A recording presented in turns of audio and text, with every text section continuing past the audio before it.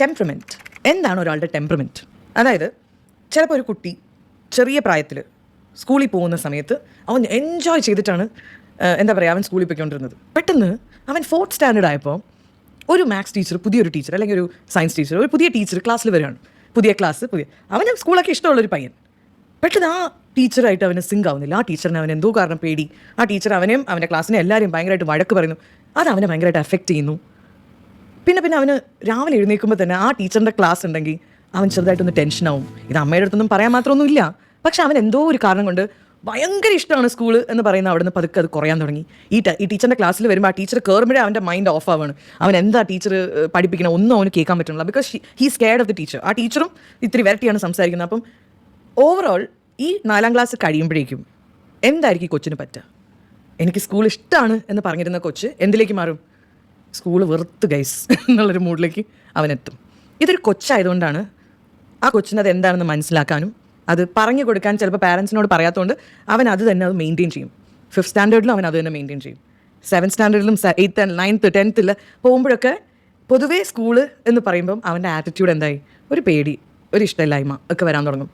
ഇതെല്ലാത്തിൻ്റെയും ഒരു root cause. ഒരു മുള്ളു കുത്തുമ്പോഴാണ് ഒരാൾ കാലിൽ മുള്ളു കുത്തി അയാൾ ചിലപ്പോൾ ഇങ്ങനെ കാലൊക്കെ ഇങ്ങനെ വളഞ്ഞായിരിക്കും നടക്കുക. അപ്പം നമ്മൾ പറയരുത് അയാൾ വളഞ്ഞ് നടക്കുന്ന ആളാണ്. അയാൾ ആക്ച്വലി അയാളുടെ പ്രശ്നം അയാളുടെ കാലിൽ മുള്ളു കുത്തിയതാണ് അയാളുടെ പ്രശ്നം.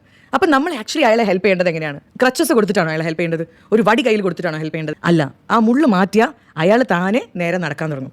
ഇത് തന്നെയാണ് ടെമ്പറമെൻറ്റ് എന്ന് പറയുന്ന ഒരു സ്ഥലത്ത് വരുന്നത്. Temperament is the predominant feeling. അതായത് നമ്മുടെ മനസ്സിൽ നമുക്ക് സ്ഥിരമായിട്ടുള്ള ഒരു പ്രിഡോമിനൻറ്റ് ഫീലിംഗ്, ഒരു പ്രിഡോമിനൻറ്റ് ഇമോഷൻ, ഒരു പ്രിഡോമിനൻറ്റ് ആറ്റിറ്റ്യൂഡ് ഓഫ് എ പേഴ്സണെയാണ് ടെമ്പറമെൻറ്റ് എന്ന് പറയുന്നത്. So a lot of people say ഈ കൊച്ചിൻ്റെ ഈ ഒരു എക്സാമ്പിളിൽ തന്നെ ഒരു ട്രിഗർ ഇവൻറ്റ് ഉണ്ടായിട്ടുണ്ട്. എപ്പോഴും ഒരാളുടെ ടെമ്പറമെൻറ്റ് മാറാൻ ഒരു ട്രിഗർ ഇവൻറ്റ്, വെറുതെ നമ്മൾ ടെമ്പറമെൻറ്റ് മാറില്ല. ചിലപ്പോൾ എന്തെങ്കിലും ഒരു റീസൺ ഉണ്ടാവും. ഇപ്പോൾ ഈ കൊച്ചിൻ്റെ കാര്യത്തിൽ എന്തായിരുന്നു ചെയ്യേണ്ടിയിരുന്നത്? മേ ബി ആ പാരൻസ് കണ്ടുപിടിക്കണം. എല്ലാ ദിവസവും സ്കൂളിൽ പോകാൻ എക്സൈറ്റ്മെൻ്റ് ഉള്ളവൻ ഒരു ദിവസം രാവിലെ എഴുന്നേറ്റിട്ട് എനിക്കിന്ന് പോകണ്ട, ഒരു ദിവസം പറഞ്ഞാൽ ഓക്കെ, അടുപ്പിച്ച് കുറേ നാളായിട്ട് ഒരു 1 വീക്കായിട്ട് എനിക്ക് വേണ്ട, എനിക്ക് വയ്യ, എനിക്ക് വയറുവേദനയാണ്, തലവേദനയാണ് എന്ന് പറയുമ്പോൾ പാരൻസ് മനസ്സിലാക്കേണ്ടത് അവന് തലവേദനയും വയറുവേദനയൊന്നും അല്ല, അവനെ എന്തോ അലട്ടുന്നുണ്ട്. എന്തോ ഒരു കാരണം കൊണ്ട് അവന് സ്കൂളിൽ പോകാൻ തോന്നില്ല. ചിലപ്പോൾ എന്തെങ്കിലും സില്ലി റീസൺ ആയിരിക്കും. ആ റീസൺ എന്താണെന്ന് നിങ്ങൾ തുടക്കത്തിലേ കണ്ടുപിടിച്ചാൽ it will be easy for you to fix it. പക്ഷെ ചില പാരൻസ് ആവട്ടെ, ചില ആൾക്കാർ എന്ത് ചെയ്യുന്നറിയോ, കുറേ നാൾ അത് മൈൻഡ് ചെയ്യാണ്ട് വിടും. പിന്നെ അവന് പൊതുവേ സ്കൂളിൽ പോകാൻ ഇഷ്ടമില്ലാത്തവനാ എന്നങ്ങോട്ട് പറഞ്ഞു കളയും. And it becomes part of our personality. You understand? നമ്മൾ ആരും ഒരു പെർമനൻ്റ് ആയിട്ടുള്ളൊരു ഇമോഷനോ ഒരു നെഗറ്റീവ് ഇമോഷനായിട്ട് ജനിക്കുന്നവരല്ല.